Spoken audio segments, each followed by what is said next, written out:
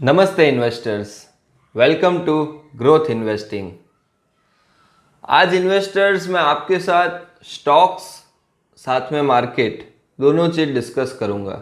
जी हाँ, last 2-3 month से जो मार्केट एक रेंज में कंसोलिडेट हो रहा है, जिसके कारण पोर्टफोलियोज में ऐसा कोई एक्स्ट्रा ऑर्डिनरी गेन नहीं आ रहा है। ब्रेकआउट जो स्टॉक्स ने ब्रेकआउट दिए हैं वो या तो कंसोलिडेट हो गए हैं या फिर वो अपने स्टॉप लॉस के पास आ चुके हैं। देखिए, अभी जिस प्रकार से मैं इन्वेस्टर्स से मिल रहा हूँ, उनका माइंडसेट जहाँ तक मैंने रीड किया है, मेजरली ऐसे इन्वेस्टर्स मेरे संपर्क में आ रहे हैं जो कि कोविड के बाद जिन्होंने मार्केट में कदम रखा है। वो माइंडसेट एक बना के बैठे हैं कि हमें मार्केट से ईयरली 30-40% का गेन तो आशीष भाई आ ही जाता है, या हम 25-30% तो एक्सपेक्ट करते हैं कि मार्केट हमें देगा ही एक साल के अंदर। अब देखिए, आज का जो वीडियो है ना, वो बनाने का एक रीज़न यही है कि मैं आपको अच्छे से एक एक्सप्लेन कर सकूं कि देखिए, आपने जब एंट्री ली है, that was after COVID period. In that scenario, what was happened that market already correct हो चुका था. Okay, so you were getting stocks at a discounted rate. Approximately average एक एक स्टॉक 30-40% करेक्शन पे मिल रहा था. Okay, after that what happen, market धीरे धीरे वापस उस लेवल पे आया जहां से उसने गिरना शुरू किया था. So at that time you get the range कि भाई यहाँ से यहाँ तक करेक्शन हुआ था, हमने नीचे बाइंग किया और ये करेक्शन के बाद ये मार्केट नॉर्मल लेवल पे आ गया. Just like this go round and this come this. Okay, so you gain the extraordinary gain here, but after this market become normal and the normal range again start.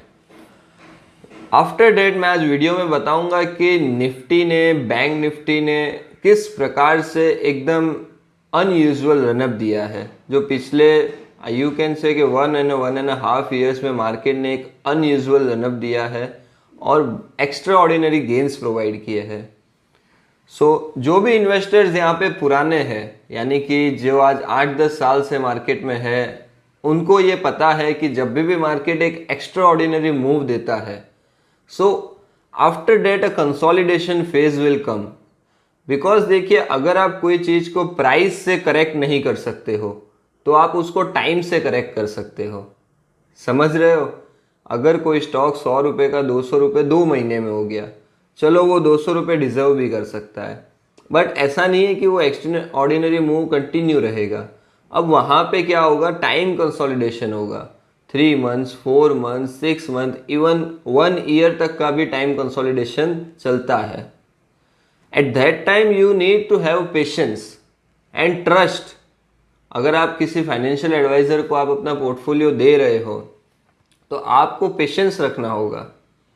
Because this is not like a fix deposit, okay, कि आपने लिख के दे दिया और इतना % आपको मिल जाएगा. This is market. Ups and downs will come, you have to face it. आप ये भी नहीं कर सकते हो कि भाई मार्केट नीचे आया, चलो मैं मेरा पैसा निकाल लेता हूँ, बाहर हो जाता हूँ. तो ये गलती आप फिर बार बार करोगे. करंट जो मार्केट है, जो पिछले 3-4 मंथ से चला आ रहा है, जहाँ पे FIIs यानी कि फॉरेन इंस्टीट्यूशनल इन्वेस्टर्स ने ह्यूज सेलिंग किया है. अब उन्होंने भी ह्यूज सेलिंग किया है, उसका लॉजिक तो वही है ना कि एक्स्ट्रा ऑर्डिनरी मूव जो आया है उसका बेनिफिट वो उठा रहे हैं. इन दिस सिनेरियो यहाँ पे टाइम कंसोलिडेशन चल रहा है. एक चीज़ मैं आपको ये समझाना चाहता हूँ. सेकेंड चीज़ मैं ये समझाना चाहता हूँ कि मैंने फिर भी आज एनालिसिस के हिसाब से मैंने अराउंड 200 स्टॉक्स एनालाइज किए हैं in Saturday, and I got around 10 to 11 stocks that are good, जो अप ट्रेंड में है तो अपने ट्रेंड लाइन सपोर्ट जोन के पास है, किसी ने ब्रेकआउट दिया है तो कोई रीटेस्ट के लिए आया है. In that 11 stocks also I had filtered only 3 to 4 stocks that are basically proven to risk to reward. आप हर चीज ऐसे ही नहीं ले सकते हो कि मैंने ले ली और बस चल दिए। आपके साथ ये चीज एक बार, दो बार, तीन बार चलो सही हो जाएगी, but at the end in the longer run it will not make you wealthier. So risk to reward base पे मैंने 3 to 4 स्टॉक्स निकाले, जिसमें एक जैकपॉट स्टॉक मुझे लग रहा है कि आने वाले टाइम में होना चाहिए, वो भी मैं डिस्कस करूंगा। सो अब मैं आपके साथ डिस्कस कर रहा हूं कि मार्केट क्या है, कैसे है। So let's begin with the screen.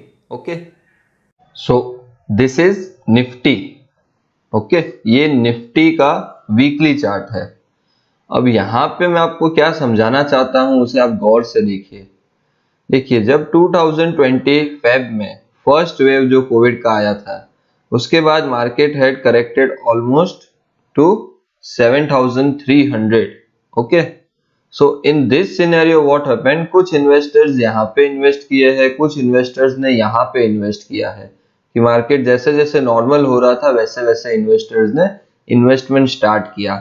अब यहाँ पे एक ऐसी चीज हुई जो शायद ज्यादा लोगों ने गौर नहीं की। वो क्या था कि ये जो मार्केट यहाँ पे करेक्ट हुआ और ये जो यहाँ पे गेन हुआ, this is completely because of Covid only. Okay, जो ये मार्केट का सिनेरियो बना था, अगर ये मार्केट नॉर्मल रहता तो ये इस प्रकार से जैसे धीरे धीरे धीरे धीरे ऊपर नीचे मूव करता। सो ये जो एक साल का जो मूवमेंट था जो कि मार्केट से गायब हो गया था, वो मूवमेंट वापस से कब आया, जब 2020 नवंबर में ये ब्रेकआउट हुआ और ये 2021 में ये सीन वापस से स्टार्ट हुआ, एक नया रैली स्टार्ट हुआ। So in this past 1 year 2021 to 2022, ये जो एक साल था, ये एक साल मार्केट ने एक्स्ट्रा ऑर्डिनरी परफॉर्म किया। Reason was two, first reason के ये जितने भी अदर रीजंस की वजह से, यानी कोविड के रीजंस की वजह से जो फंडामेंटली स्ट्रॉन्ग कंपनी थी वो भी डाउन गई थी, तो उनका एक साल का जो डिस्काउंटेड मूव था वो मूव यहाँ पे देखने मिला। एंड सेकेंड थिंग, जो इस साल का मूव है 21 टू 22, वो भी यहाँ पे एड ऑन हो गया। So the market has move extra ordinary. अगर आप इसको लॉन्गर पिक्चर पे देखोगे तो यू कैन सी कि देखिए, पास्ट में इस प्रकार का जो रैली है वो मार्केट ने बहुत कम दिया है, या एक या दो बार कहीं दिया हो तो दिस इज चार्ट फ्रॉम 2009। अगर मैं इसको और भी छोटा कर दूं तो भी आप देखिए कि मार्केट इस प्रकार से कभी नहीं चला है। सो अब जो 2022 आया है, यहाँ पे क्या हुआ है कि देखिए, जो मार्केट अप ट्रेंड में चल रहा था, राइट नाउ व्हाट हैपन कि अभी जनवरी के अंदर ये अप ट्रेंड ब्रेक हो गया है। Okay, this is the break. यहाँ पे अच्छा खासा अभी ट्राई चल रहा है कि हम वापस से अप ट्रेंड की तरफ चले जाए, but it will not be easy for us. Okay, क्योंकि ये एक साल के अंदर बहुत अनयूजुअल रन अप दिया है मार्केट ने। सो यहाँ क्या हो सकता है कि देखिए, अगर प्राइस करेक्ट नहीं होता, अगर निफ्टी नीचे नहीं आता है, सो व्हाट विल हैपन, यहाँ पे एक रेंज कंसोलिडेशन होगा। ओके, जैसे यहाँ पे क्या होगा कि मार्केट इस एक रेंज के अंदर ही कंसोलिडेट करता रहेगा। So this can happen, you can see this like this like this, ऐसे मार्केट कंसोलिडेट करता रहेगा। जब तक उसका कंसोलिडेशन पीरियड खत्म नहीं होगा तब तक हमको कोई ऐसी फ्रेश मूव देखने नहीं मिलेगी। So this was my analysis on Nifty कि अप ट्रेंड जो है वो कंफर्म है कि वो ब्रेक हो चुका है और यहाँ पे कोशिश चल रही है। जब भी ये अप ट्रेंड वापस से यहाँ पे ब्रेकआउट होता है, या फिर आप ये भी बोल सकते हो कि जो लेटेस्ट रेजिस्टेंस है, अगर वो ब्रेक होता है 18,300, देन यू कैन एक्सपेक्ट कि यहाँ पे एक अच्छा मूव वापस से स्टार्ट हो सकता है। तब तक यहाँ पे कंसोलिडेशन चलेगा। Now talk about Nifty bank. वहां पे एक इंटरेस्टिंग सिनेरियो देखने मिल रहा है मुझे। See, this is the bank Nifty weekly chart. यहाँ पे भी सेम वही स्टोरी है, fall, move and a move. Okay, अब इसे भी अगर आप और छोटा कर दोगे, you can see extraordinary move.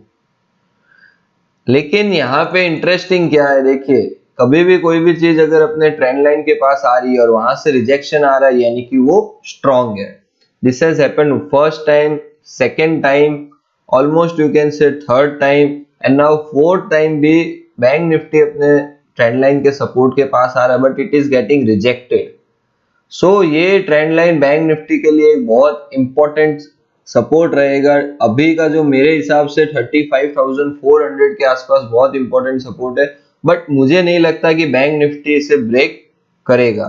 It will be get timely consolidated, जैसे कहा था कि भाई टाइम कंसोलिडेशन यहाँ पे चलता रहेगा धीरे धीरे, but banks are strong.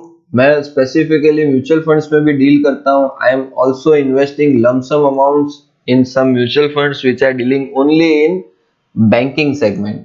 So whenever ये जो 41,000 का ब्रेक होगा, then you can see a new move. Ultimately जो मेरे जो टारगेट्स है वो अराउंड 45,000 के आसपास है।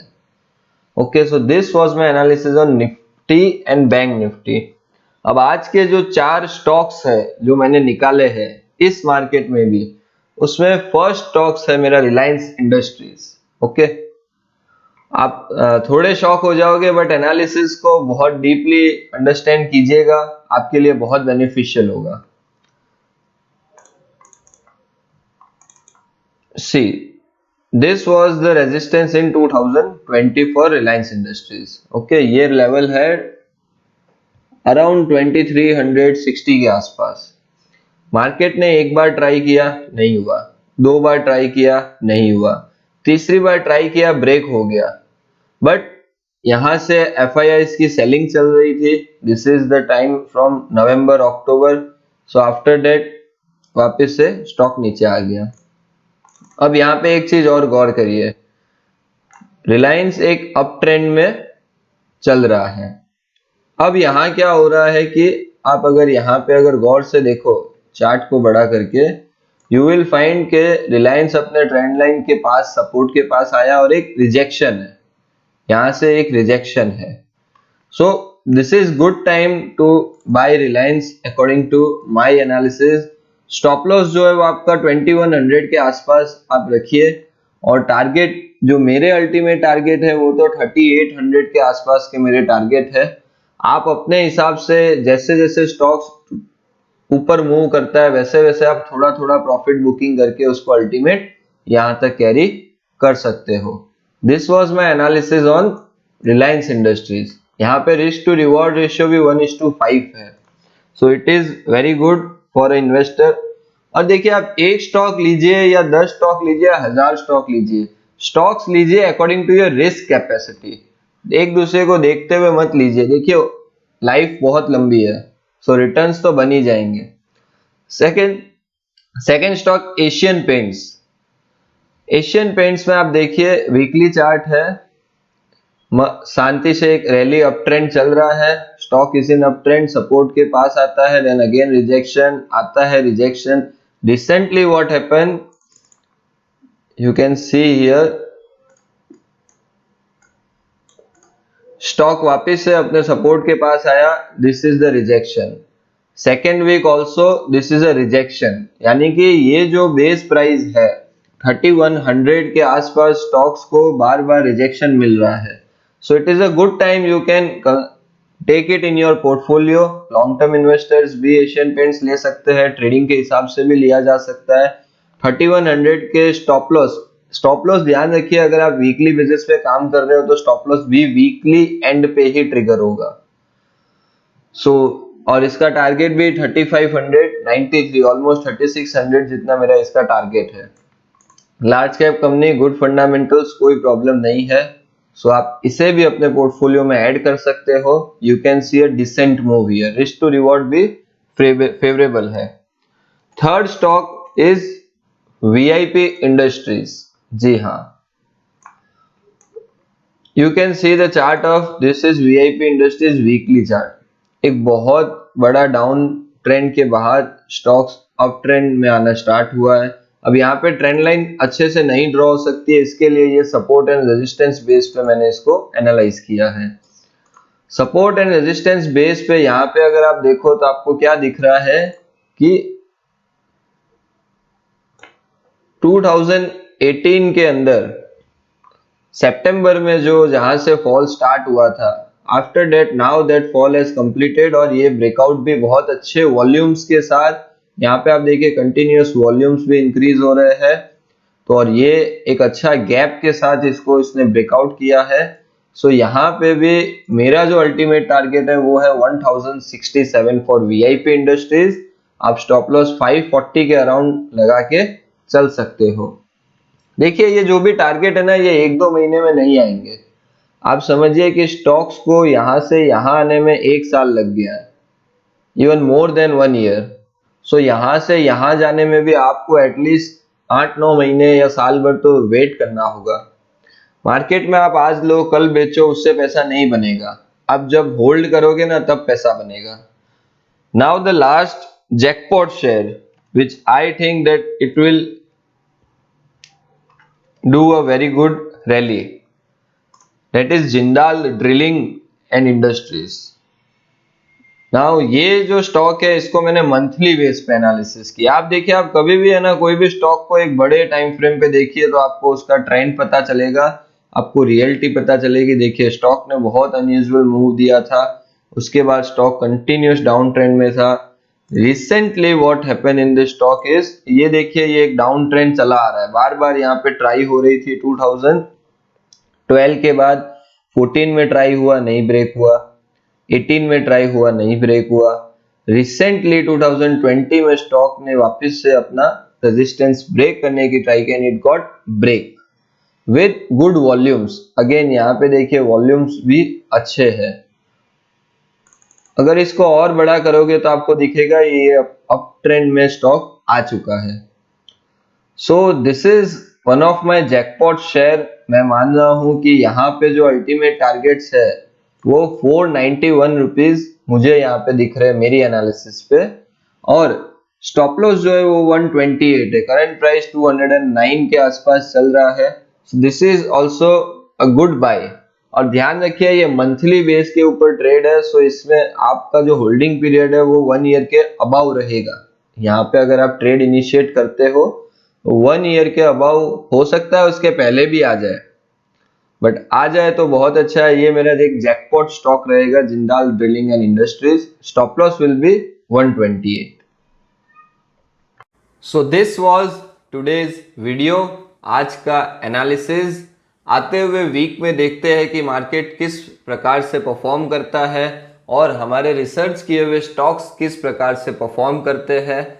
उसके साथ ही हम आते हुए वीक में अब आगे कैसे मार्केट रहेगा उसके ऊपर डिस्कशन करेंगे। एक बात का आप सिर्फ ध्यान रखिए कि आप अपने अंदर पेशेंस रखिए। अगर आपको बड़ा गेन निकालना है मार्केट से तो आपको पेशेंस रखना पड़ेगा।